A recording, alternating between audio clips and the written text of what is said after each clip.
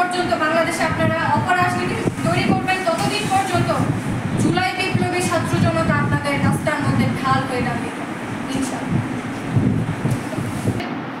আমাদের ছাত্র উপদেষ্টাদের ব্যর্থতা এবং রাজনৈতিক যে দলগুলো, আপনারা জানেন জুলাই কিন্তু গণ অভ্যুত্থান ছিল, সবাই দলমত নির্বিশেষে সেখানে আন্দোলন করতে আসছিল, কিন্তু পরবর্তীতে এখন জুলাই সনদ দেওয়ার ক্ষেত্রে কিন্তু বেশ কিছু রাজনৈতিক দল সেখানে বাধা দিচ্ছে এবং তারা দ্বিমত পোষণ করতেছে।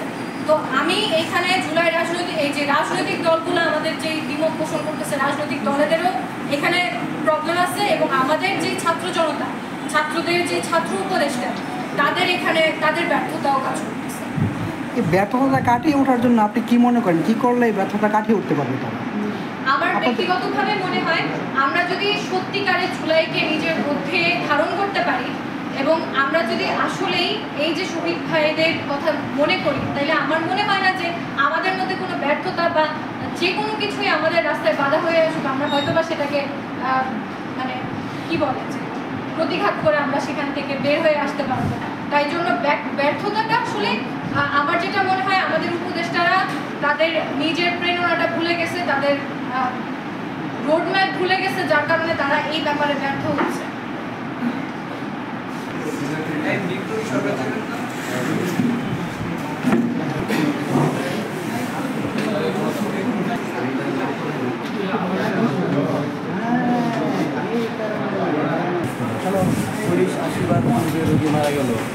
বিপ্লব থেকে যে যখন বিপ্লব শুরু হয় তখন ধনীরা রুটি দেয়, রাজনীতিবিদরা অস্ত্র দেয়, গরিবেরা তাদের সন্তানদেরকে দেয়। কিন্তু বিপ্লব যখন শেষ হয় তখন রাজনীতিবিদরা হাত মেলায়, ধনীরা তাদের রুটির দাম পায় আর গরিবেরা তাদের সন্তানদেরকে হারায়। ঠিক একই রকম প্রেক্ষাপট সৃষ্টি হয়েছে, যার নজির দৃষ্টান্ত আমরা এই 5ই আগস্টের পর দেখতে পেয়েছি।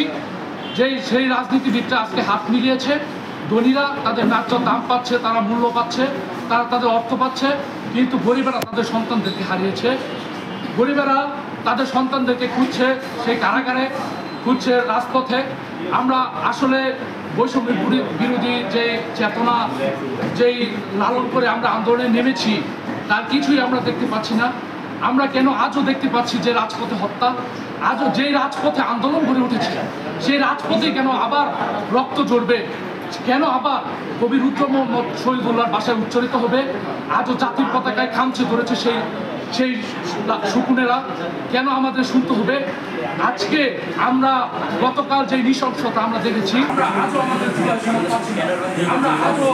আজও আমাদেরকে শুনতে হচ্ছে যে শহীদেরা লাঞ্ছিত হচ্ছে, যে জুলাই যোদ্ধারা লাঞ্ছিত, সেই শহীদের রক্তের স্রোত তাদেরকে হসপিটালে কাতরানো বেডের লোকদের কাছে নেয়নি, নিয়েছে সিংহাসনে পদ পদবীতে গদির মধ্যে। আমার একটাই প্রশ্ন, আসলে আপনারা অনেকেই প্রশ্ন করেন যে তোমরা জুলাই আন্দোলন করেছো, তোমরা কি পেয়েছো। লজ্জার বিষয়, আমাদের যে মামলা, যারা আমরা নরসিংদী থেকে কাশিমপুর হাই সিকিউরিটিতে ভর্তি হয়েছিলাম, তাদের মামলা আরো বুদ্ধ থাকতে হবে এবং জুলাইয়ের স্পিরিটটাকে আমাদের মধ্যে আবার উজ্জীবিত করতে হবে। আমার যেটা মনে হয় যে আমরা যদি জুলাইয়ের যে মূল স্পিরিটটা সেটা ধারণ করতে পারি এবং আমাদের জুলাই রেভলিউশন চলাকালীন আমাদের মধ্যে যে ইউনিটিটা ছিল সেটাকে যদি আমরা আবারও ওইভাবে ইউনাইটেড করতে পারি, সেক্ষেত্রে হয়তো বা আমরা আবারও দেশকে সংস্কার করতে পারবো। আমাদের মধ্যে তো এই গত বুধবারের যে ঘটনাটা, এই হত্যাকাণ্ডের পরে কিন্তু আমরা দেখছি বিভিন্ন ছাত্র সংগঠন আবার মাঠে নেমেছে, আবার একই ধরনের আন্দোলন শুরু হয়েছে। তো এই আন্দোলনের শেষ কোথায়? একটা জায়গা নির্ধারণ করে ওইখানে আমরা যাই, তো ওইখানে আমরা ছাত্রলীগ এবং পুলিশের হয়রানির জন্য দাঁড়াতে পারি। পুলিশ আমাদের শহীদ দেয় এবং ছাত্রলীগের খোলা পায় আমাদের পর মানে এক প্রকার হামলা করার পরিকল্পনা। আমরা ওইখানে ব্যানার নিয়ে দাঁড়াতে পারি। পরবর্তীতে আমরা আবার